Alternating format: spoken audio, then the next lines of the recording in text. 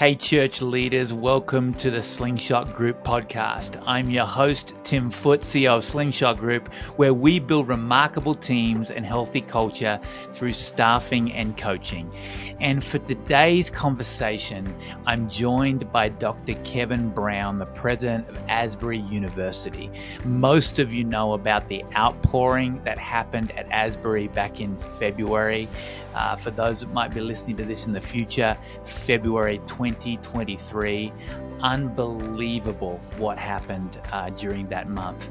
And so today we get to talk about it, and that's enough intro. Let's jump into the conversation. Dr. Kevin Brown, it is great to have you on the Slingshot Group podcast today. I have so many questions for you, but first and foremost, I'd love to get a brief context on your story and background and your journey to becoming the president at Asbury University in Wilmore, Kentucky. Thanks, Tim. And it is great to join you. I really appreciate the opportunity. Yeah, I grew up in a family of educators, and then I went into banking. And but had a good experience. But in 2009, I transitioned from banking into Christian higher education. I was teaching at Anderson University, and I started teaching here at Asbury in 2013. I taught in our School of Business. I taught the stuff students tend to roll their eyes at, or worse, economics and statistics. But I really enjoyed those subjects. And in 2019, I learned that my name had been thrown in the hat for the presidency, and my wife and I gave prayerful consideration to moving forward, and we did, and doors kept opening. And July 1st of that year, I started. So in less than a month, I'll be entering into my 5th year of the presidency. Wow. And I bet it's been an amazing 4 into 5 years of leadership experience. So I'm just going to jump right in, Kevin, if that's okay. Lots of our listeners know the story. Maybe some are coming in cold, but I doubt it. But obviously on February 8th in the small town of Wilmore, Kentucky, it seemed like just another ordinary day at Asbury University, right? And yet, what started on that day led to an extraordinary move of God that spread all over the world. And so many of us got to see what was happening from afar. You got to see it all happening right in front of you. And you had to lead a team and a whole university through this.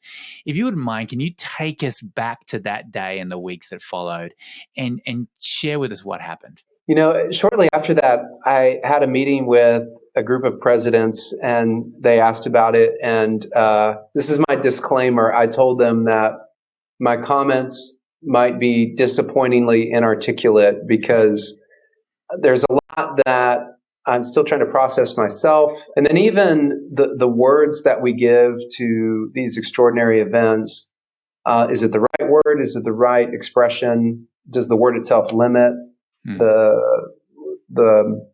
the fullness of what took place? So I just say all that as a disclaimer. But you're right, February 8th, Asbury has regularly scheduled chapel. It's mandatory for our student body, and it's strongly encouraged for our staff and faculty community. And this was a Wednesday. My wife was in chapel. I actually streamed it from my office. And yes, it was a very ordinary chapel. The speaker was familiar to our community. He does a great job. Some people may have heard he had been out of town and arrived back in town the night before at 4 a.m. So it's not like he even had a full night of rest. And then we had our gospel choir, which they're amazing, and they sang. And on my stream, it just phases out. It's like, okay, you're done. Right. And then I had a meeting, and I was actually scheduled to go out of town the next morning for a week. And so I was going to have lunch with my wife, and I finished up my meeting, and she had texted me and said, "Hey, I'm still in chapel. Students stayed, and they prayed, and they're worshiping, and they're talking. So I'm still here. I'm not going to come home for lunch." And so I stopped in. I spent some time there. then I did go eat lunch. I came back and students were still there, and it was one of those. All right, I might cancel my next meeting because this is kind of cool. And then some folks came up and encouraged me to send an email to the community. And so I went to my office and just sent an email out. Hey, it is a wonderful thing when people stay and pray in chapel, and you are invited to come and do the same. And again, I didn't want to confer some title or label onto what was happening, just to say, here are the things people are engaged in, and that's a great thing. Please come. I would say it was that late afternoon that there was a sense of like something special is happening, something beyond just some folks sticking around.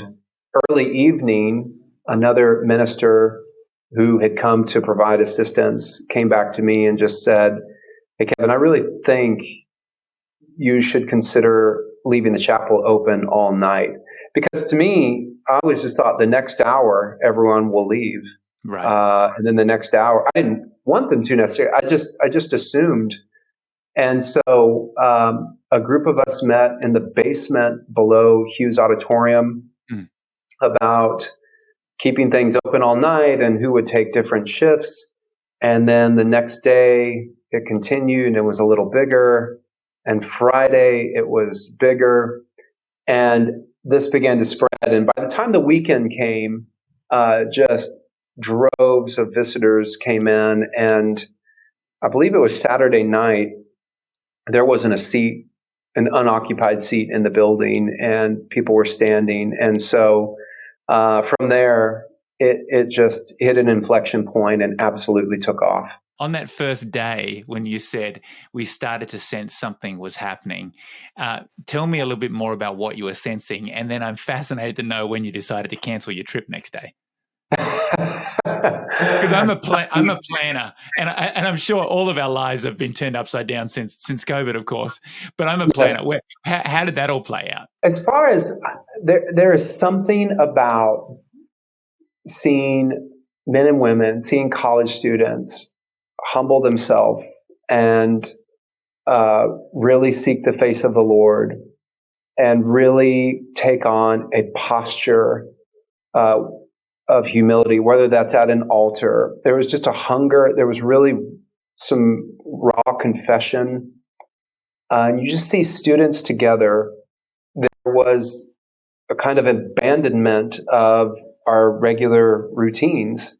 So there's this sense of like, this is out of the ordinary, but there's no direction. It's administrators aren't standing up and saying, now do this, or you don't have to go to your classes, or we would encourage you to huddle together in groups, or please come to the altar. It's just expressions that students were taking on. And the staff, the faculty, administration were kind of staying out of the way and just observing and praying and thanking the Lord.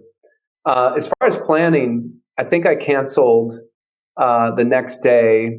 I think at that point, the person I was supposed to be traveling with, who was in Florida, I'll come this weekend. And then the next day, I said, I'll be there on Monday. And then that weekend, like, I ain't coming. So that was how that played out. That as this continued on, I just felt I really have a responsibility to be present. Again, not to do something or facilitate something, but just to be present as someone who works at the school. Not a lot of thinking went into canceling the trip because it just seemed so obvious to me at the time.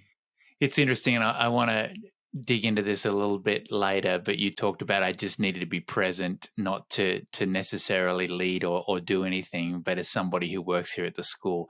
That takes a certain type of leadership when you're the president. And I want to put a comma in that and come back to it. But you talked about how this grew, Kevin, and I know whether my stats are right, but 15,000 people visiting each day, 50 to 70,000 visitors visiting Wilmore, representing 200 plus academic institutions, multiple countries. Now, I know there's been a unique history of revivals, outpourings at Asbury, including one in 1970 that had a massive cultural impact.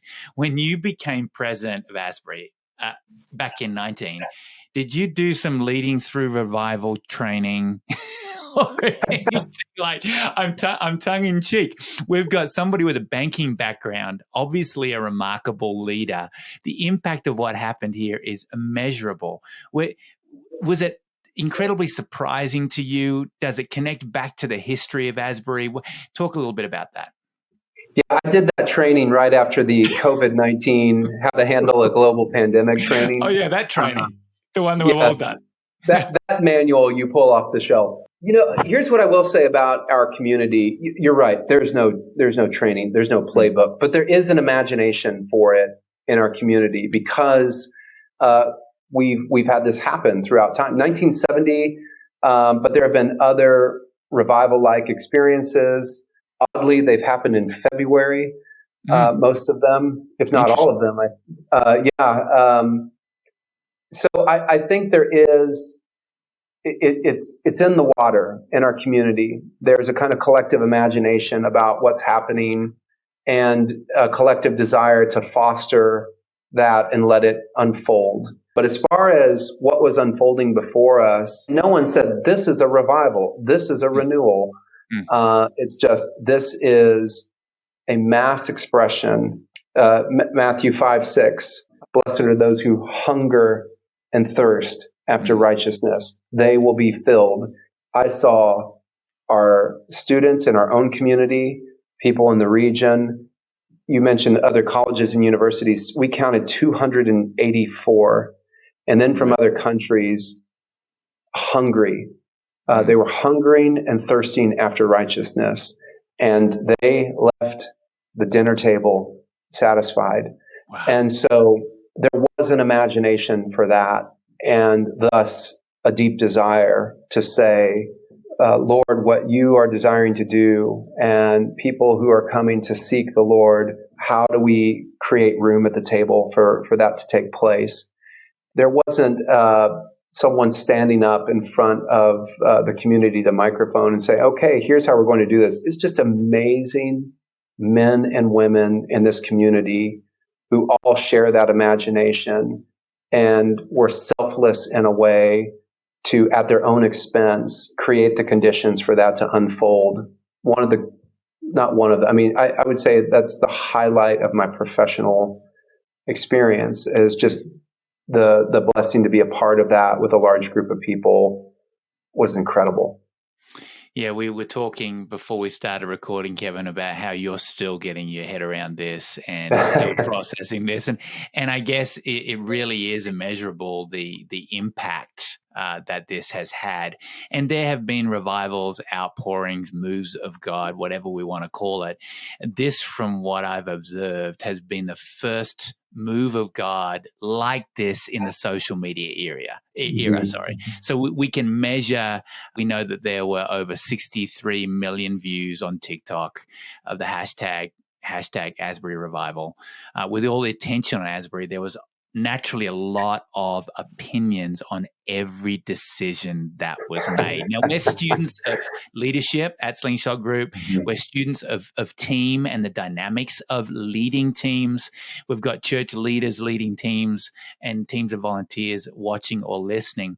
With all the attention on Asbury and all the opinions, I can't imagine the pressure on you and the pressure the team must have been feeling. What was your approach to leading through criticism? Did you have any guiding principles or values that filtered how you made decisions? As it relates to criticism, I think proximity plays a really important role. And if there is a critique, its legitimacy, in my opinion, rises and falls proportionate to the proximity that person has to the event. So if students had some concerns, I'm all ears. If a student's parents have some concerns, I'm all ears. If someone in Montana who thinks I'm squelching the spirit or something like that, that is just not going to hold the same weight to me as what's happening right within our community. as far as prioritization, and I want to be careful how I say this, I think what happened in February is a kind of fruit of our mission, but it's not our mission. Now, it's not to say there isn't a deep appreciation for it, a deep desire to make room at the table, as I said earlier, but we are a student-centric university that exists for the formative spiritual, social, intellectual, and moral development of 18 to 22-year-olds or any students that join us regardless of their age. That's why we exist. That's why we get up in the morning. And so at some point, we need to consider the importance of who do we wake up to serve and how do we continue to serve that group. And I'll just share, if you don't mind, Please. The second week, so after a lot of folks were coming, I think there was a really critical meeting. And the more distance I have between what happened and where I am now, the more I see the importance of that meeting. So these were our presidential cabinet, the executive cabinet of the school, associate vice presidents, the deans, our academic deans, our student body president was available, our directors, so like the director of our physical plant, security, information technology. So probably 20 or so people in the room. And I just said, look, what's happening is historic.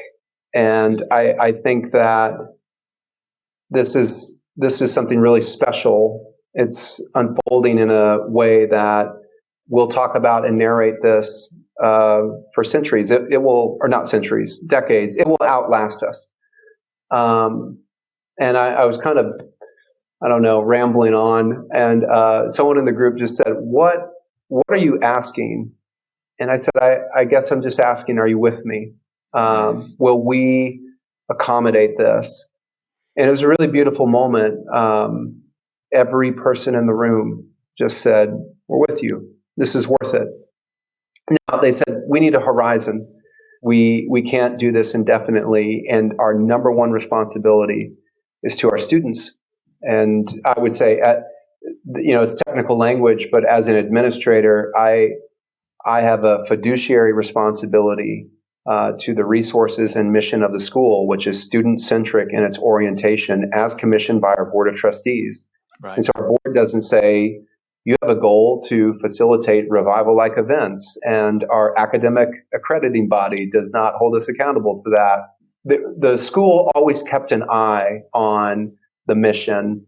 And to relate to your earlier question, the way I thought about criticism was simply to pay close attention and to listen to the voices that were within the circle of our mission. And if they were outside of that, it's not that it was unimportant, but it was less important than who is right in front of me that I wake up and go to sleep thinking about insofar as achieving our mission to serve. That's so helpful to hear you say that, Kevin. As we've got lots of church leaders listening, I just want to drill that down, that filter you talked about, proximity, because you know that like you experienced and probably experience all the time that you lead, church leaders are getting all kinds of opinions and criticism from folks that are part of their gatherings, part of their community. And often the filter needs to be, how invested is this person in the mission and the vision of what we're doing, and to be able to track that and keep the criticism in perspective. Also, the way that you focused on who you serve and the mission and vision associated with that. But also I want to point out the power of that question you asked your team. Because so often leaders will lead directively, and we've always believed in the power of question, and you putting the choice back in the hands of your team members. Are you with me? I mean, that is that is so important and so powerful in this situation. How do you feel the leadership team that you led manage with both open-handedness, but also trying to not let things get out of control, but knowing that things weren't even in control? How did you balance that? Great question. And when I say leadership team, I should probably make a distinction between two different groups that I found myself a part of. One was the leadership team of the institution. These are the men and women I work most closely with, the VPs, the staff and faculty were involved. That was extraordinary. I mean, to say it's extraordinary is just an incredible understatement. It was the greatest act of collective hospitality I've ever seen in my life. I just have so many stories of, a faculty member would teach a class and then would go and usher or bring ice or change toilet paper or the garbage. It was amazing. And there wasn't an incentive program to do that, or there wasn't a mandate. It was just men and women who wanted to serve. That was just in their DNA. As it related to our classes, our provost very wisely, I think, just put that in the hands of the faculty and said, I trust you and I trust your discernment. So that was one, I guess, leadership team. The other was the kind of on the ground.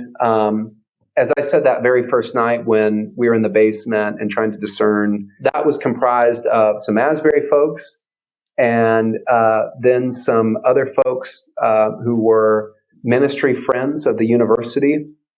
And we literally met in the basement.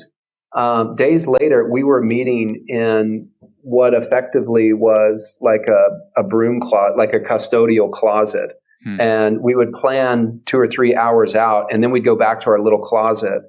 And not even everyone could stand up or sit down at the same time. It was that small. But then, how's everyone doing? What are you sensing? What needs to happen next? What concerns are there?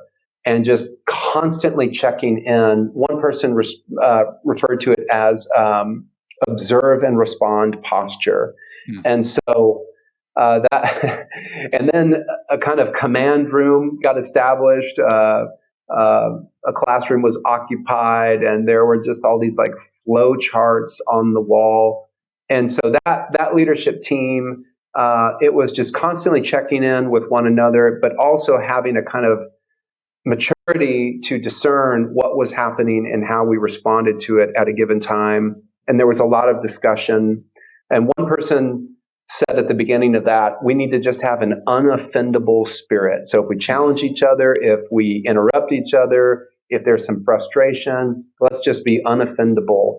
And it was amazing how that group reacted to each other and responded to deal with what was a really, really stressful. I mean, our bodies received that like a kind of trauma, to be honest. I would get home at 1 a.m. in the morning, and I would eat a bowl of cereal and just try to calm my brain down. My body was so tired, but I just could not shut down this freight train that was going through my mind. So those were the two kind of leadership groups I found myself working within.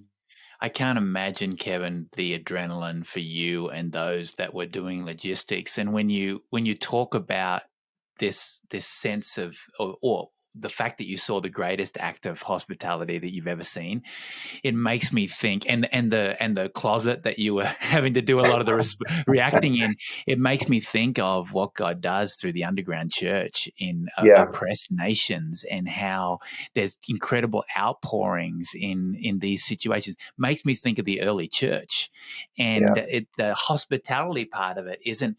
They sold everything they had. It's not something you think of until you're experiencing a move of the Spirit that is totally out of control, and you just need to respond to it. There's story after story I'm sure you're hearing, but all of us are hearing, of people who have been deeply impacted and forever changed by what happened through this outpouring at Asbury. And I can remember, Kevin, personally, I'm a runner. It's my health and sanity. I'll go on early morning runs and just praying for what was happening at Asbury, and then continuing to pray as I always do for revival in my community and outpouring in the community where I live and the church that I'm a part of, and through the work that we do. And I remember on a run, one of those mornings when all this was going on, I sensed God saying to me, "Yeah, but are you too busy for revival? Are you too busy for it?" And so it makes me want to ask you, how did this affect you personally? And what's different about you because of this? And how did this experience impact you when you go in with so many things on your plate and talking to other leaders who maybe God's challenging them? You pray for revival, but are you interruptible? With that willingness to be interrupted, just what was happening was so breathtakingly, profoundly good that I didn't really think, I don't think any of us thought of much else. I tell you, I mean, I have hundreds of stories, but just one example, I was talking to a pastor recently about COVID and how difficult COVID was, because there are some really strong views about how you handle it, no matter what you do. And I'm not saying one group is right and one is wrong, and I'm not trying to make that declaration here. Just that it was difficult to achieve unity. And I remember during one of the services, during one of the periods of that, we were invited to get not on our knees, to get on our faces. So you have 1,500 people in a room. I mean, I was just right next to people. You're practically breathing on each other on your face, and we're invited to pray and go through prayers. And at one point, the person inviting us to pray said, "God, forgive us in the church for creating disunity over COVID, over masks." And there was just this swell in the room. "Oh, God, forgive us. God, forgive us." And there were people in the room that had some strong opinions over here and some strong opinions over there, but there was this unified, "God, forgive us." Now, I will run through a wall for that kind of environment, for that kind of unity. I would sit in that forever. And so I guess in that sense, in those kinds of moments, I didn't think, "Boy, I'm tired," or "Boy, I'm going to have so much work to do that I'm putting off." It was just, how do I stay present in this and continue to let it unfold in its most healthy expression, but also in a sustainable way for the university? I think that's just where my mind was, and others as well, the whole time. That feels, Kevin, that kind of unity and that atmosphere feels like his kingdom come on earth. Yes. And it feels like you are touching that, sensing that, feeling that. You've referenced a few powerful moments and stories you've encountered. Years from now, as you think back to this outpouring, what are some other stories or moments that stand out to you that speak to the impact of what God did? Oh boy. I love college students. When I was a college student, I had women and I had men who just really deliberately poured into my life when they didn't have to, and it changed everything. It just changed the trajectory. And so it's every part of a person's life as they're growing up is important, every age, grade level. But there's just something special about that college student age where, you're not a kid, you're not a teen, you're a young adult, but there's still a social and emotional and spiritual, intellectual, moral vulnerability, that you're malleable in ways that you may not otherwise be. And so I'm just very committed to that group. And I, Tim, just feel a burden for this generation. And so much of what has been placed upon them. It's always difficult to be young and to grow up. How difficult it is to be a young adult in 2023. And so our prayer team that was working with a lot of Gen Z, there were really four things that dominated those prayers. In fact, maybe only four: anxiety, depression, suicidal ideation, and addiction. To hear these stories, to hear these testimonies, to hear people and see people come and lay that at an altar, and then to testify to a freedom. Oh my word, that just breaks me apart.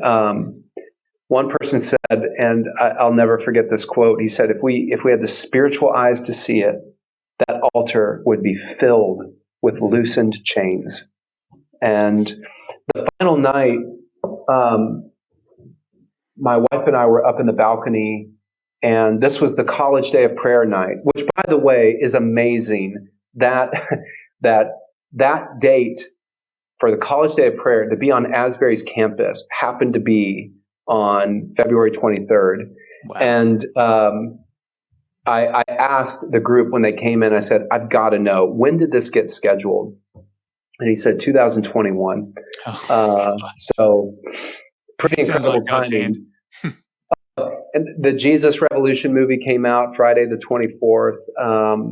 And yeah, just amazing. But so this evening was dedicated solely to Gen Z and college students, and college students were watching all over the country. But I'll never forget, I was in the balcony, and the person speaking was talking to that group, but then they just said, almost as a declaration, "You will not be the generation defined by depression, anxiety, suicidal ideation, and addiction."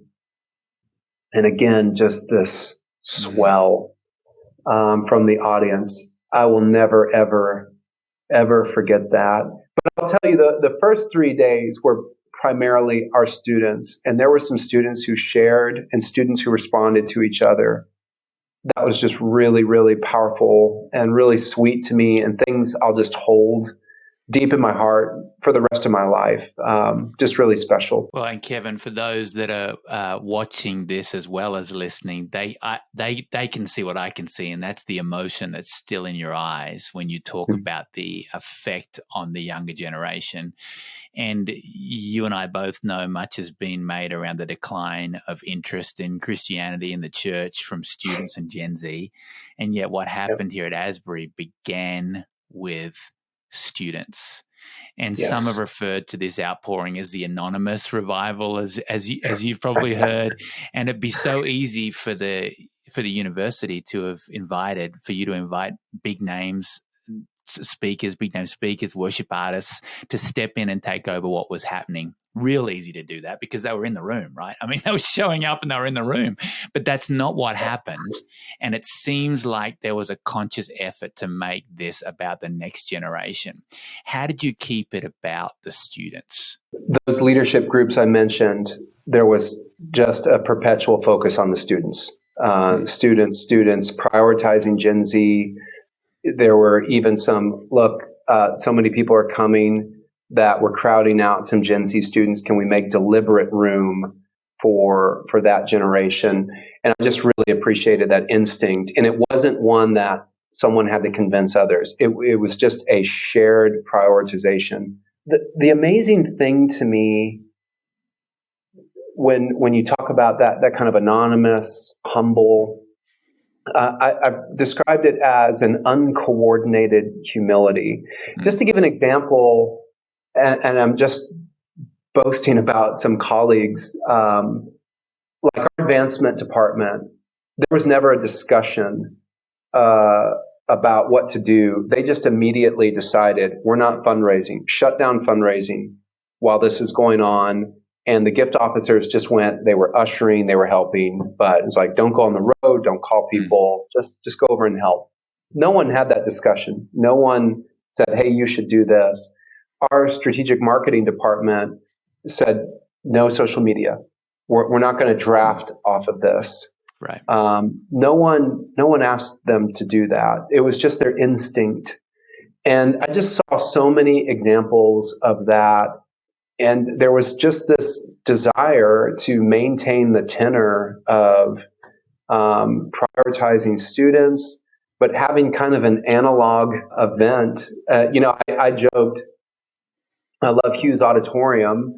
No one would choose that as a Gen Z venue. I mean, if we're honest, I mean, no one would say, "Oh, that place." I mean, it's old and it has a wonderful feel to it, but it is not like a slick, high tech. It's not. It's not the place you would choose for something that's going to really wow younger generations. But that seemed to be the entire event. Like there wasn't slick marketing. There wasn't like a project management team. It wasn't this high tech venue, state of the art. There weren't celebrity speakers. The worship was not done by a professional band. It was just this very vertical. And when I talk about the uncoordinated humility, another example of that, I don't remember once where the worship, the group leading worship was uniformly spread across the stage. Typically, they were all kind of tucked over to the left side of the stage. In other words, like we weren't watching a performance. Not that normally happens, but again, it's just this instinct to kind of get out of the way, and that was just present. But it wasn't something that was, all right, here's our get out of the way plan, and here's how we're going to implement it. And it was just a sensibility that was present, and people just pressed into it.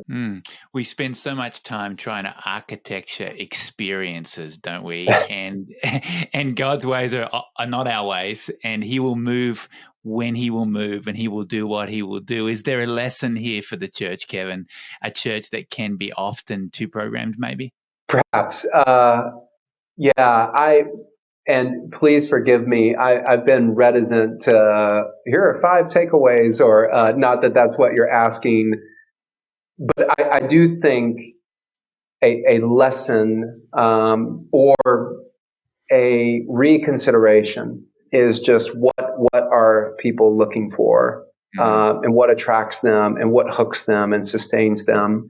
And again, I just go back to Matthew 5:6. Blessed are those who hunger and thirst for righteousness; they shall be filled. And there was just a deep, entrenchant hunger for something real and authentic, and that's what people experienced, and that's what filled them up. So I think the lesson was, if there is one, at the end of the day, we don't manufacture these things. I think there are conditions that can help to foster and sustain and allow to unfold.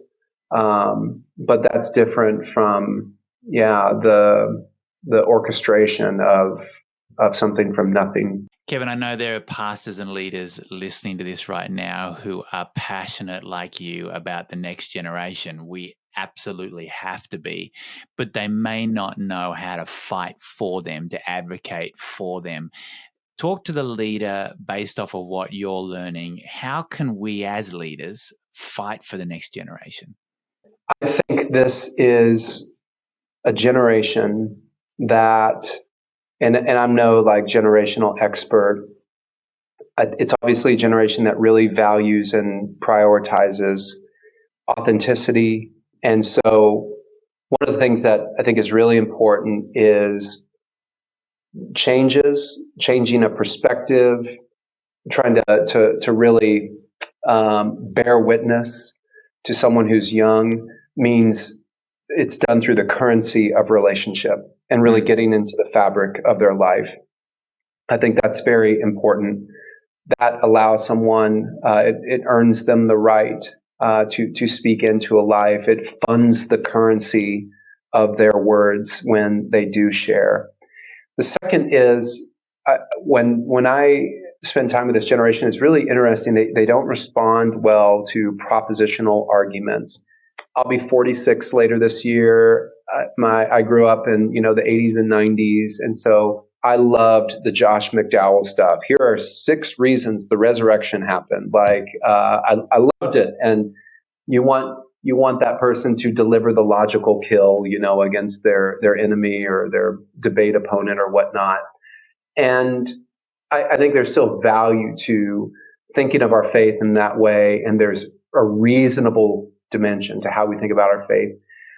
But that's not where I think a lot of this generation is at. And there's a theologian in the United Kingdom I've referenced often, Alison Milbank, who has talked about imaginative apologetics. That the stories that we tell, the music we compose, the poetry that we write, our symbols, our icons, these, she says, are performances of an argument. We perform our argument. We perform our value. We live it out. We are a walking, talking, living, breathing argument.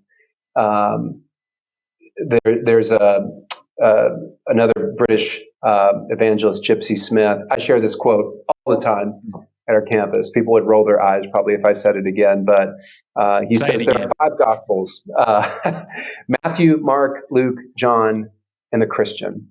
And most people, he said, will never read the first 4. Do I see my life as a gospel, as an argument for the good news of Jesus Christ? So I think that is something that's really important to this generation. So what I saw a lot of Gen Z respond to was something that they saw was real and genuine.